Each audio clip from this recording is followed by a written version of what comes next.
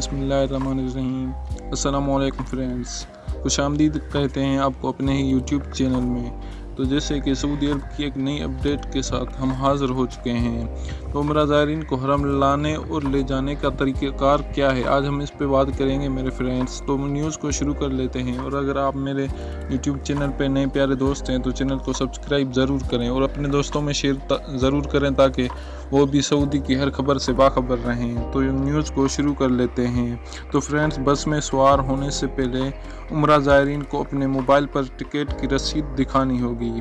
उम्रा ज़ायरीन को ट्रांसपोर्ट की सहूलत फराहम करने वाले इदारे ने कहा है कि मुल्क भर से आने वाले ज़ायरीन कदी और शीशा पार्किंग में अपनी गाड़ी मुफ्त पार्क कर सकते हैं। सबक वेबसाइट के मुताबिक इदारे ने कहा है कि कदी में गाड़ी पार्क करने वालों को बसों के ज़रिए हरम के जनूबी और मगरबी दरवाज़ों तक पहुंचाया जाएगा, जबकि शीशा में बिन दाऊद के पीछे गाड़ी पार्क करने वाले ज़ायरीन को मशरक़ी और शुमाली दरवाज़ों से पहुंचाया जाता है।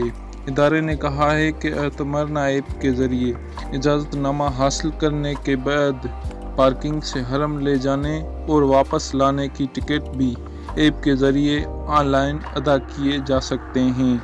बस में सवार होने से पहले उम्रा ज़ायरीन को अपने मोबाइल पर टिकट की रसीद दिखानी होगी।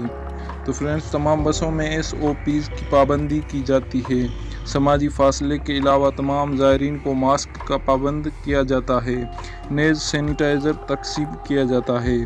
पार्किंग से हरम जाने और वापस आने पर हर चक्कर के बाद बस को एक मरतबा सैनिटाइज किया जाता है। एक बस में 20 से ज़्यादा अफराद को सवार नहीं किया जाता, जबकि उम्रे काबी में आईना होता है। इदारे ने कहा है कि आज से दिन भर के लिए हरम लाने और ले जाने के लिए तयशुदा जदूल के मुताबिक बसें चलाई जा रही हैं। पहले मरहले में रोज़ाना 6000 उम्रा ज़ायरीन को सर्विस फराहम करने के लिए 200 जदीद बसों का इंतज़ाम किया गया है। दूसरे मरहले में उम्रा ज़ायरीन की तादाद के हिसाब से बसों में इजाफ़ा किया जाएगा। तो फ्रेंड्स, ये थी आज की हमारी न्यूज़। अगर आपको हमारी न्यूज़ अच्छी लगे तो वीडियो को सब्सक्राइब और बेल के आइकॉन पर प्रेस ज़रूर करें। मिलते हैं अगले वीडियो में। खुदा हाफिज़।